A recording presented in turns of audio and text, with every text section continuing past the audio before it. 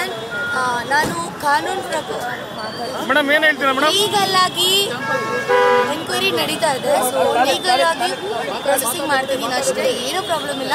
ಒಂದು ಹುಡುಗಿನ ರಕ್ಷಣೆ ಮಾಡೋಕ್ಕೆ ಅಂತ ನಾನು ಕರ್ಕೊಬಂದಿದ್ದು. ಸ್ಟಿಲ್ ಅವಳು ಸೇಫ್ ಆಗಿದ್ದಾಳೆ, ಆರಾಮಾಗಿದ್ದಾಳೆ. I am good.